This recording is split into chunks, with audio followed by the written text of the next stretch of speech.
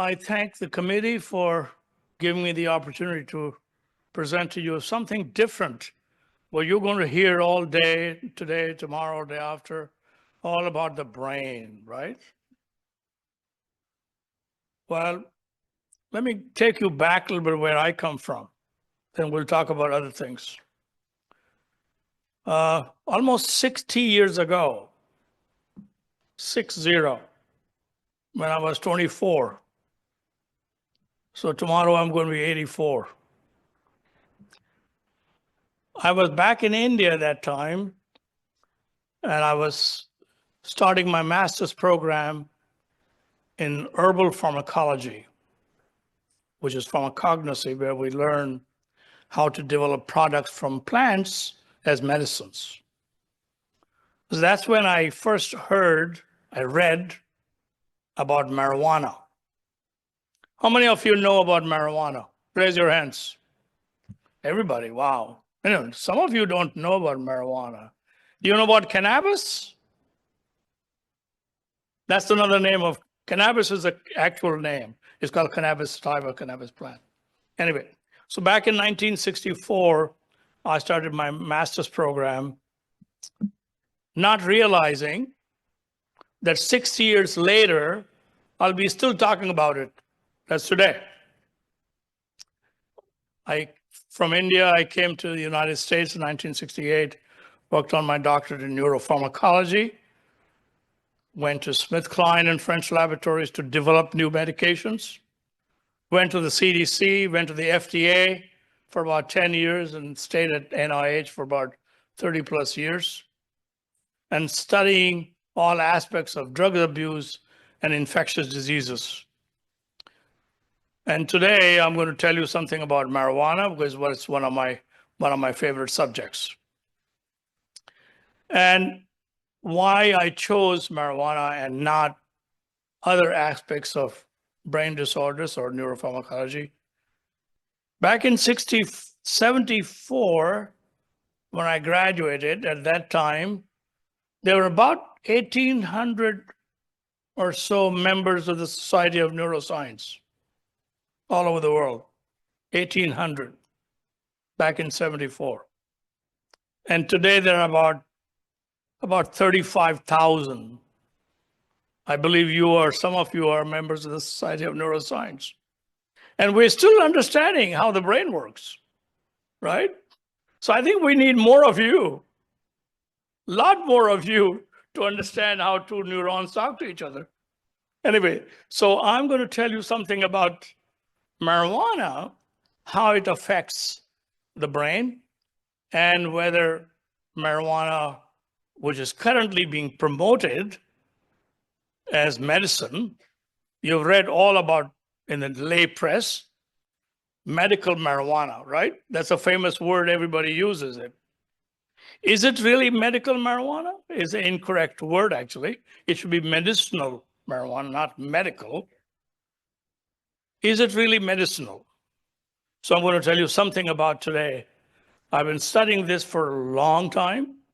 First at NIH, I studied the adverse effects of marijuana in a number of studies. We'll talk briefly about that.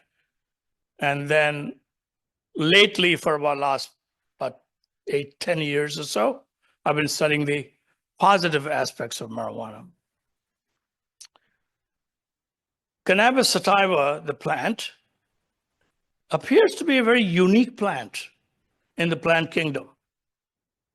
The medicines that we use, or we've been using for the last many years, do you know where the quinine comes from, by the way? Anybody knows what's quinine? You know. You. Only two? My goodness. You know, quinine is an anti-malarial drug. It comes from the plant called cinchona, bark of a tree. It comes from the cinchona bark. You know where the digitalis comes from? You know what digitalis is used for? Congestive heart failure, right? It comes from the plant. So a lot of plants in the plant kingdom have active chemical constituents. And most plants have one chemical constituent. For example, tobacco plant has nicotine, one of them, right? So is morphine, so is cocaine.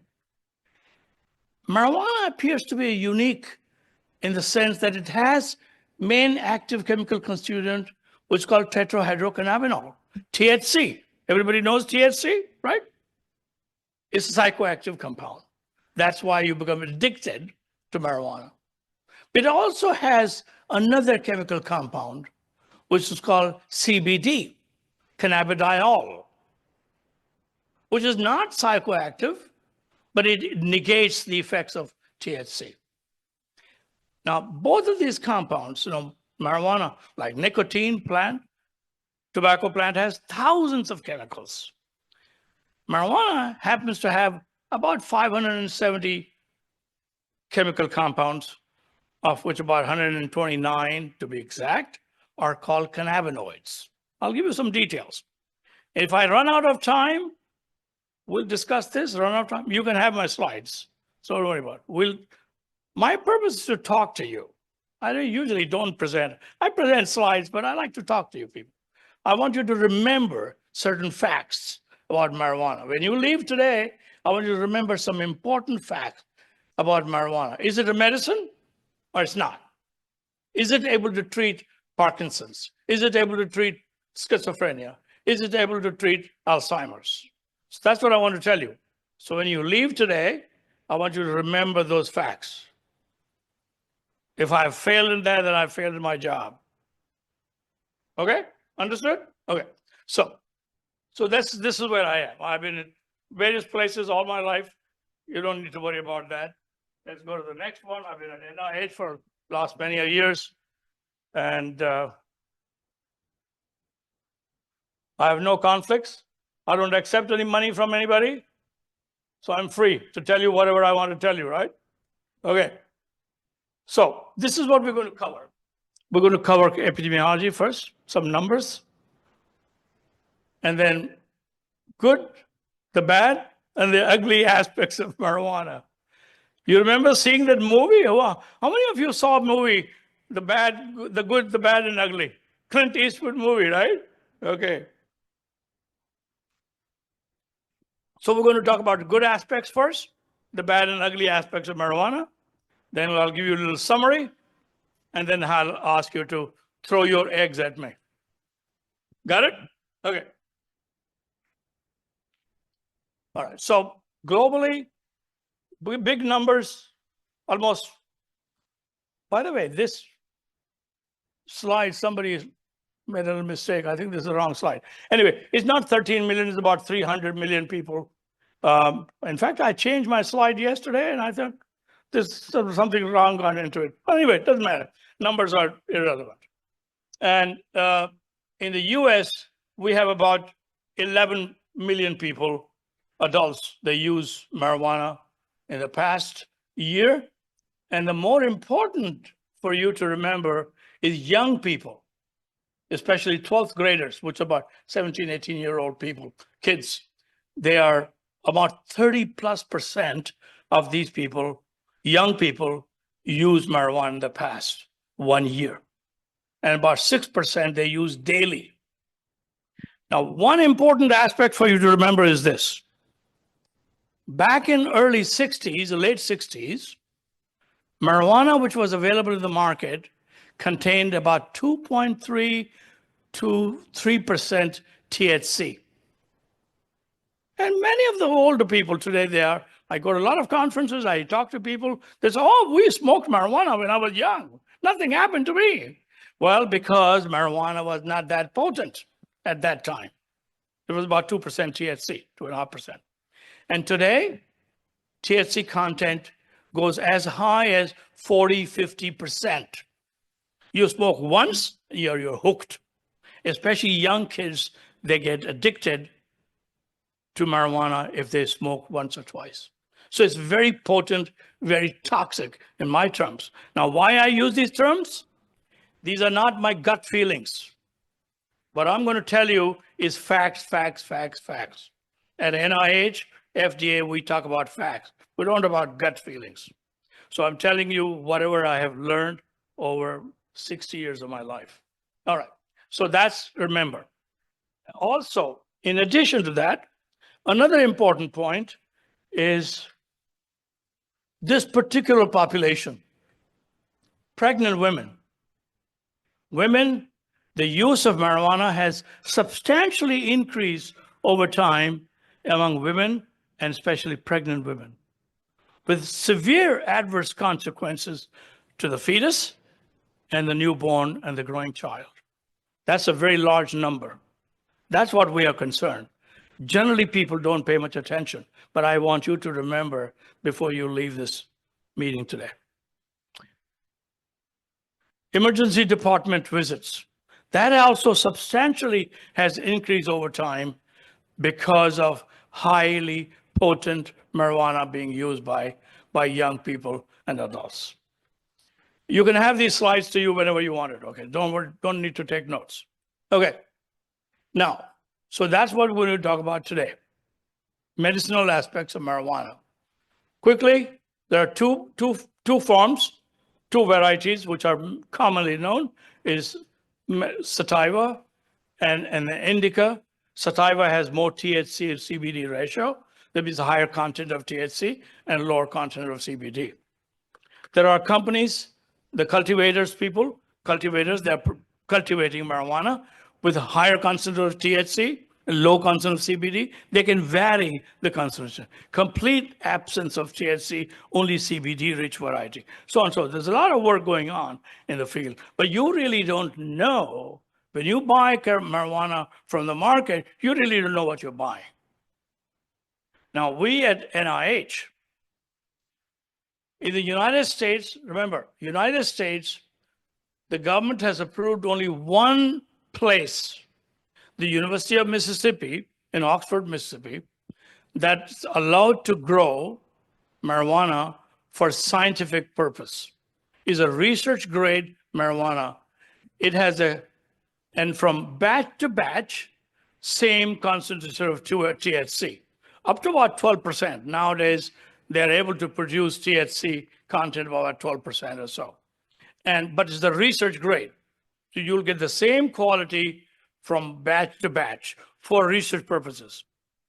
A lot of people have complained. I've been at an NIH for a long time.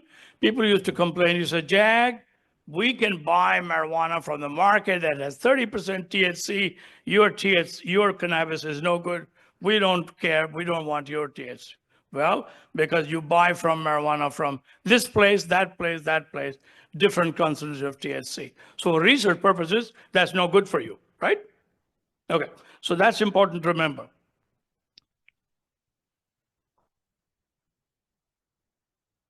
Pardon me.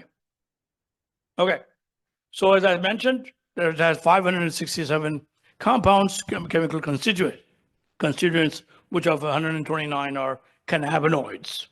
And two of those cannabinoids, which are mostly studied, are THC and CBD. All right. This is how it is synthesized. It's synthesized from cannabigerolic acid, by absence in the presence of synthase, THC synthase, it comes to THC, and another in the presence of CBDA synthase. So main parent compound is cannabigerolic acid, which gives you either CBD or THC in the plant. This is how it is synthesized. Now, some of these other cannabinoids, there are about 8 other cannabinoids that have been studied pharmacologically, but none of them are really ready for medicinal purpose. So the one which we're going to talk about today is CBD and THC. Okay, so the THC and CBD, both of them have activities like antispasmodic, anti-tremor activity, appetite stimulation of THC, and CBD has antipsychotic, antioxidant, and neuroprotective activity.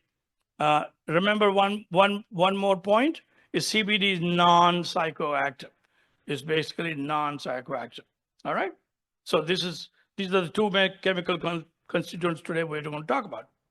Now, of all the products that are available in the market, we'll come to this slide again later, but I want you to remember, this is your take-home lesson. 4 cannabis compounds are available in the market. 4, no more. Number 1 is dronabinol or Marinol. Basically, synthetic THC. It is not the plant itself, but the synthetic THC is allowed for the treatment of chemotherapy-associated nausea, vomiting. Got it? Marinol for nausea, vomiting. THC is also approved for appetite stimulation, particularly among those patients with AIDS wasting syndrome.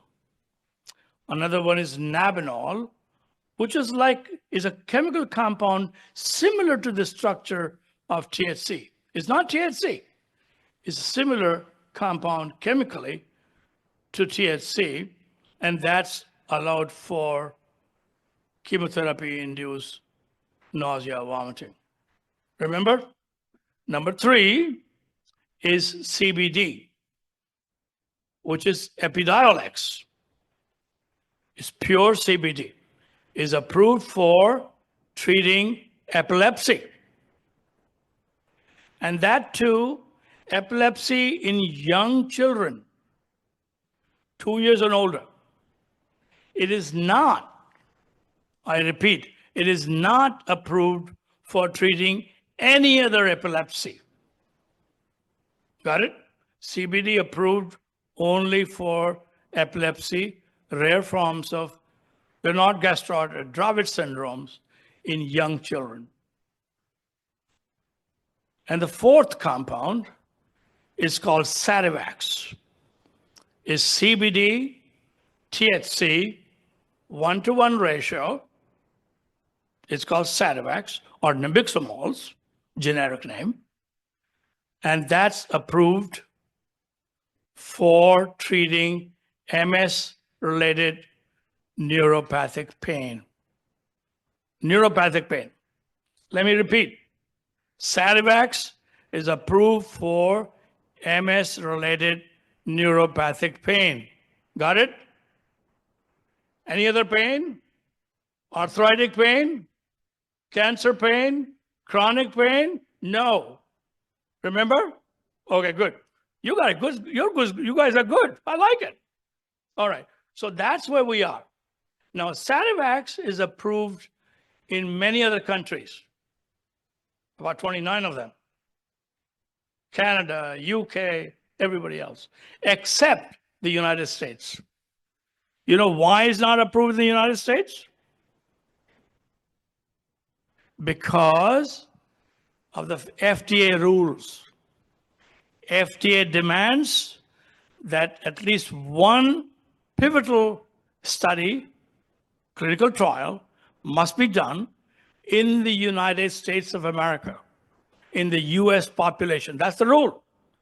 In the good old days, there used to be 2 pivotal studies done in the US population. Now, we accept 1 pivotal study plus any other study from anywhere else. But it must be done here.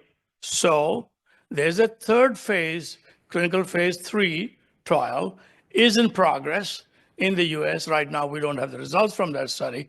But if that comes positive, then Sativex will be available in the United States. You got it? Okay. So that's where we are in terms of cannabis compounds. So there'll be a test at the end of the day, okay? All right. So is it good for treating Parkinson's? Only there are 2 controlled clinical trials in the case of Parkinson's disease. Both clinical trials, one of 7 patients, other of 19 patients, did not show any positive effects of CBD or cannabis or THC, actually Nabilon. Nabilon was tested in these 2 clinical trials, and it was not effective in Parkinson's. So, Nabilon, not effective for Parkinson's. Got it? Dystonia. All right. Only 1 randomized clinical trial of 15 patients also showed no effects. Got it? All right. In case of multiple sclerosis, yes, there are several studies that show that Nabilon or THC itself or synthetic THC showed positive effects. And there are several studies. So I'm not going to go over every study. Just want you to remember that multiple sclerosis, the drug has shown positive effects. All right? Okay.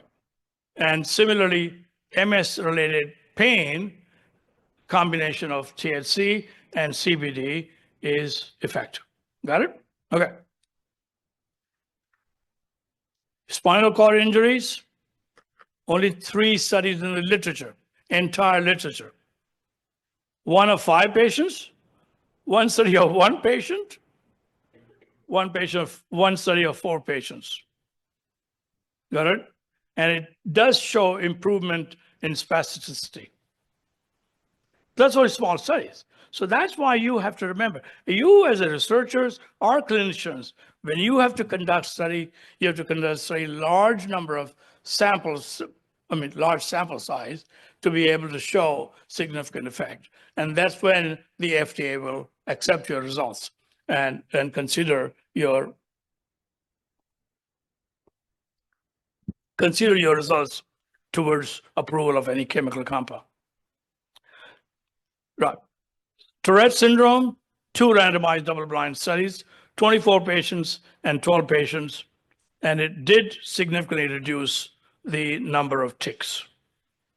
There were no adverse reactions in this, so that was pretty safe. Epilepsy, now we talked about epilepsy before, and this is just one study, and I'm going to show you this study and plus several other studies of Zadok, and then Divinsky from New York. There are several authors. Whoops, boy, I broke your remote, my friend. Oop. Let me see if it works without it.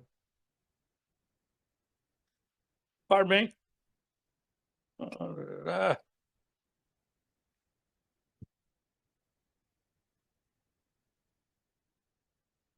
Oops, okay. All right. So in terms of epilepsy, in young children, several studies have shown that CBD is very effective in treating epileptic disorders of Lennox-Gastaut syndromes. So that's pretty good. All right. And in case of PTSD, Nabilone did show positive effects, but those are only a small number of studies. So in case of PTSD, Nabilone was effective in treating some of the symptoms of PTSD. Now, so in terms of marijuana, we'll come to CBD a little later. Nausea, vomiting, we just talked about it. And appetite stimulant effect, we talked about it. And neuropathic, we talked about. All right? And otherwise, there are no other clinical studies or clinical trials with marijuana. Now, one more fact I want you to remember, that whatever the studies have been done, they've been done with CBD alone or in combination with CBD and THC. And in FDA almost has never, there are a couple of examples. I forget the names of those 2 plants. FDA does not approve a plant product or plant itself as medicine because the product rarely complies with good manufacturing practices, which is that whenever you bring a compound, it has to be well characterized in terms of its characteristics, in terms of its purity, and so on. And plant products cultivated here, there are never the same.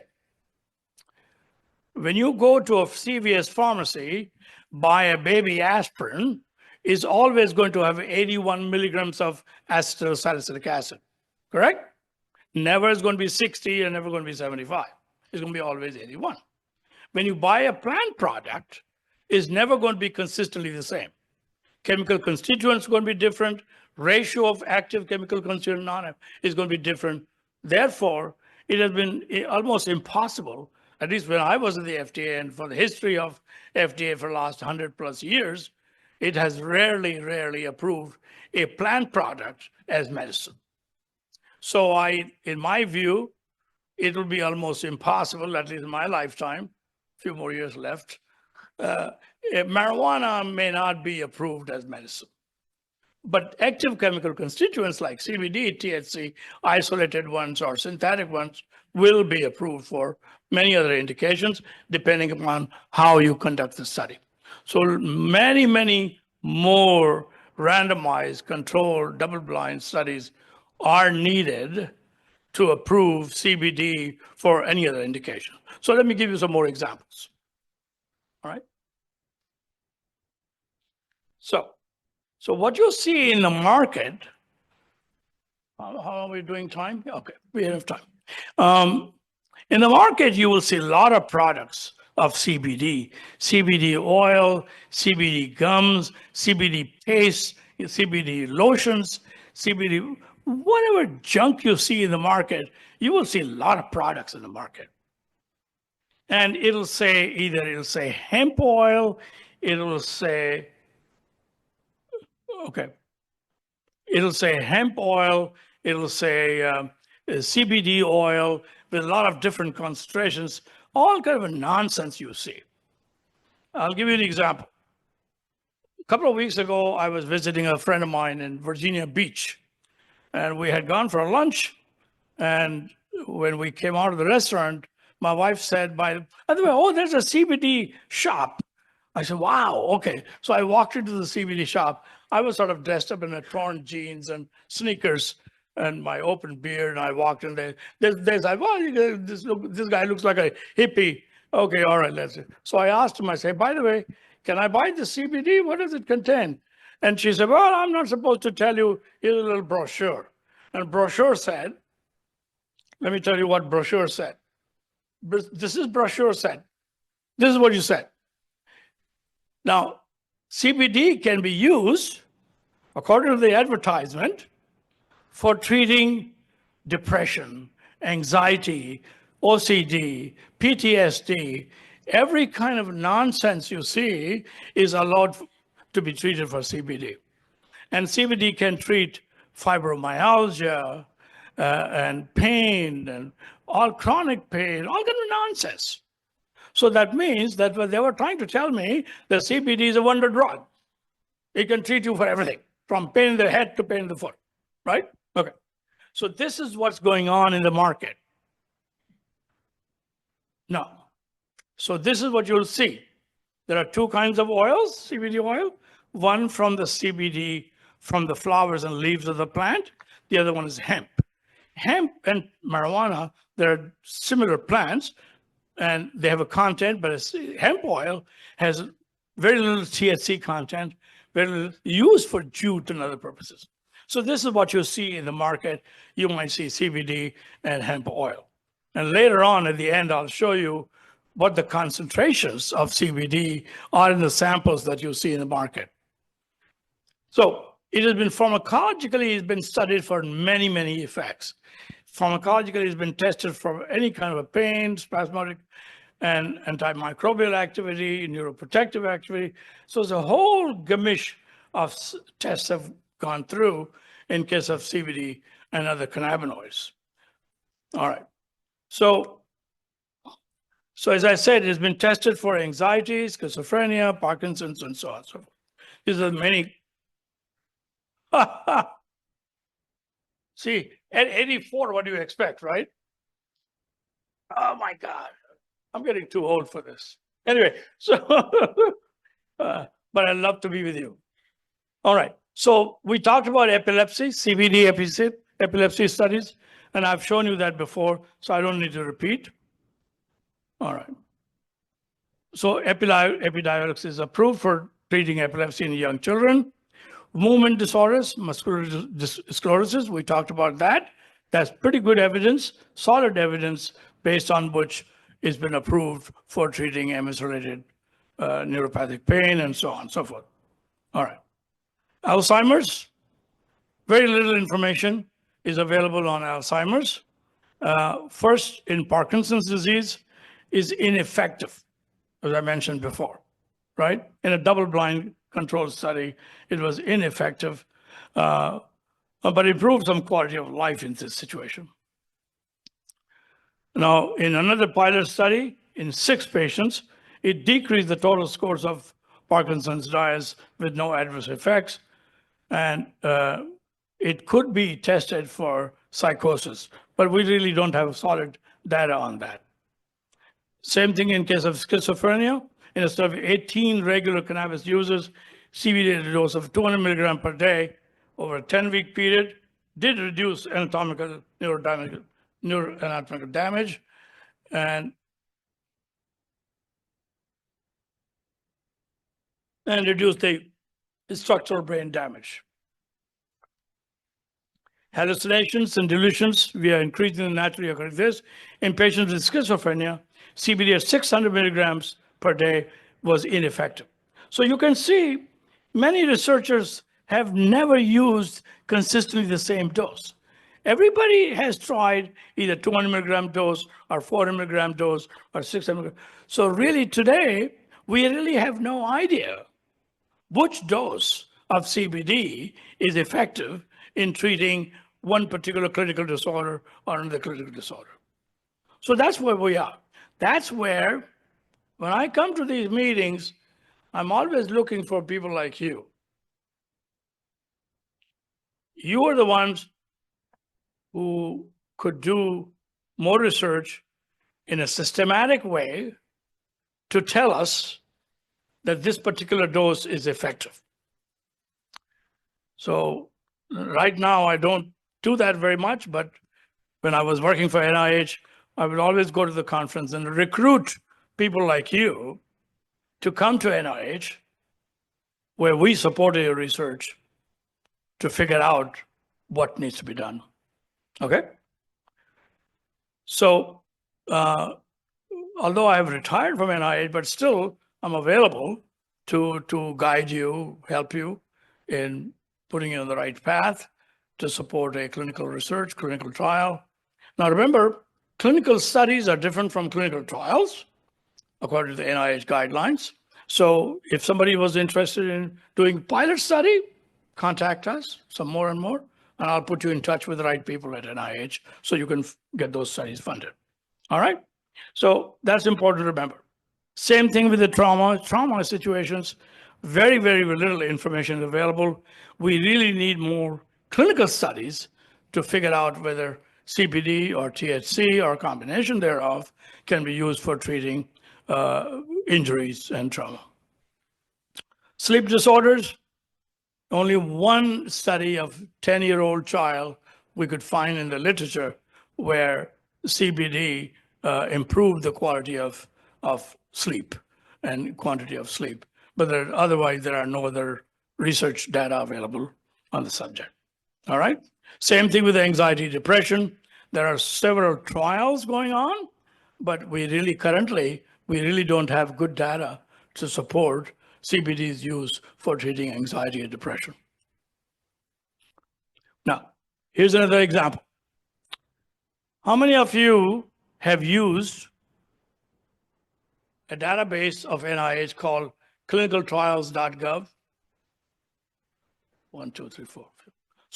So that's another database for you. Anytime you can get on the website, look into clinical database and see what's going on. So if you go on the website today, you will find there are 94 studies, small, large, phase 1, phase 2, or just initial pilot studies going on anxiety. Same thing with Alzheimer's, autism, depression, 61 studies. Epilepsy and seizures in the adult population, 44 studies. On and on and on and on. There are several studies ongoing to figure out whether CBD can be used for treating any of those disorders. So lots of research going on, but currently we don't have results yet, okay? And so this is the efficacy summary of CBD. That's where we are now. Remember, I mentioned CBD is allowed only for treating epilepsy, right? Okay. All right. Now, this is another important thing you to remember.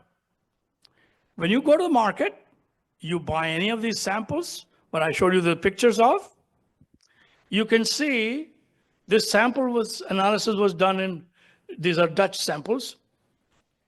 Many of the samples, what they indicated on the label, so for the first example, it says 27. But when it was measured, it contained only 2.3 nanograms of this. And you can see all those examples, 1, 2, 3, 4, 5, all of those examples. Look at the example number 5. Its label says 10 milligrams, but when it was measured, it had only 0.6. So, and FDA did the similar kind of study. They bought samples from the market, analyzed almost 35 to 40% samples contained the right amount, the remaining 60% did not. So what you see in the market is not what you get.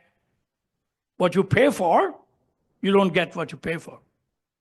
So that's the problem. So that's why we have to always be very careful what we want to buy. Now, I don't recommend you to buy CBD for treating your pain in the knee or arthritic pain. I would never recommend, but people do. I've spoken with a lot of physicians, addiction physicians, and they say, well, my patient is happy. Well, gee, now how do I make him happy? So I tell them, I said, listen, do me a favor. If you're treating 20 patients who are using CBD, collect all the data, scientifically, proper data, and publish so that we and you know that yes, such data exists. Certain number of patients are being helped. Otherwise, just make him happy. Well, physician gets his money, so he says, yeah, go use it. But that's not good. So that's what's happening in the market. That's what we need to prevent. So many times people say, oh, we hate Jag.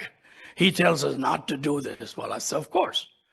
That's why when I used to monitor, when I was at the FDA, I used to monitor many pharmaceutical companies, big companies. They would market their product and their package inserts did not contain what we saw. A lot of adverse reactions were being reported. And I complained to them, your package insert needs to be revised. So whenever I call them, say, oh my God, Dr. Khalsa called, what does he want? I want to change the package insert. So a lot of people don't like me, but that's the way life goes. I don't care. I want to tell you the truth. Okay, so this is what's going on in the market. Now there are several other compounds available in the literature, cannabidiol, cannabinol. These are being tested for a lot of activity, but currently we don't have any clinical data to support their use as medicines. All right? So this is the situation of the good aspects. Now the bad and ugly aspects, quickly, the cannabis potency, as I said, has substantially increased over the years, and you can see how big it has gone. Oops. Now what did happen here? Ooh.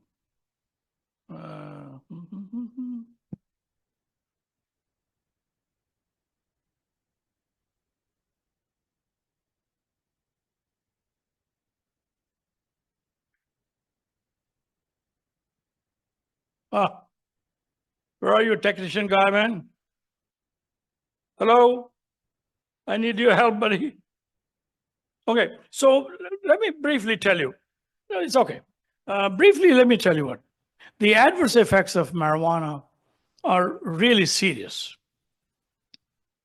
In young children and adults, psychosis, schizophrenia is being observed much more incidents we see of psychosis in young children than we saw 20 years ago. That's one thing. Adverse effects of marijuana in pregnant women is very important. When I came to NIDA 35 years ago, my first responsibility was to develop a program of maternal drug abuse especially marijuana use in pregnancy. We funded 2 major studies, one in the United States, one in Canada, and we followed mothers when the babies were born. We followed them. When the babies were growing, we followed them. And cognitive impairment and then learning ability was significantly reduced in children who were exposed in utero to marijuana. So remember, that's important. Then we have long-term effects of cannabis on the lungs, respiratory complications, pulmonary complications, and even potential carcinogenic effect of marijuana if you are smoking marijuana along with tobacco. One more point. Marijuana use is associated with increased fatal auto accidents. Remember, auto accidents, fatal accidents. More importantly,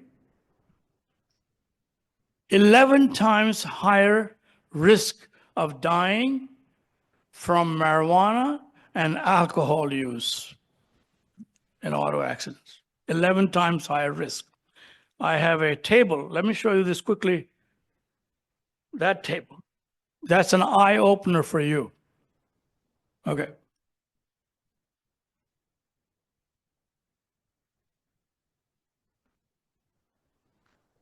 Here's an eye opener for you. Here's a dose-related effect of THC. Less than 1 milligram, the risk is 0.35. As you increase the dose of THC, the risk goes high. And alcohol and THC, 11.5 times higher risk of dying from auto accident. You got this information? So drinking alcohol, smoking cannabis, driving is not good for you. Got it? Remember that. Don't drive if you smoke marijuana and drink alcohol. Anybody from California? My good friends from California? Yes, it's very common in California. It's like a cannabis country, right? So watch out. So this is important. Remember that fact. All right. So finally, where do you come in? You come in as a physician or as a clinician or as a healthcare provider. For you, the most important thing to remember is the adverse effects of marijuana, of course, and that the marijuana is not medicinal for all of those clinical indications that I just talked about. It is not effective as medicine for treating anxiety, depression, any of those conditions. So you, as a physician, need to work with your patients. First of all, you as a physician should get educated. You should know all the facts that we talked about, and then tell your patients that, hey, when the patients come to you, doc, I need CBD. Can I get CBD? Can you write a prescription for me for marijuana I smoke for my pain? I've got arthritic pain. I've got this pain. Say no, don't do that, because that I do not support. So physician's role is very important. You need to work with your patients and discourage them. Now, if you don't do it, I can't tell you what to do, but at least this is what we suggest, what's available to us. All right? So, my friend, the last take-home test. You going to pass the test if I give you a test? No. Okay. Cannabis is not a harmless drug. It's a harmful drug. Remember that one. Its use is associated with a serious adverse health consequence we talked about. In any other form, cannabis is not approved as medicine. So medicinal marijuana is not medicine, guys. Remember, even though your congressman might say, oh yeah, we are going to approve it. Our state has approved, 29 states have approved marijuana as medicine. That's nonsense. I'm being very straightforward. So it's not medicine because I showed you the results. Only 4 products are approved. Sativex is not approved in the US. Got it? Everybody's going to pass the test? Okay, I hope so. Okay, here's the final summary. Remember this slide again. All right. So, all the references. So you're going to have these slides. Now, ladies and gentlemen, throw your eggs at me. Thank you.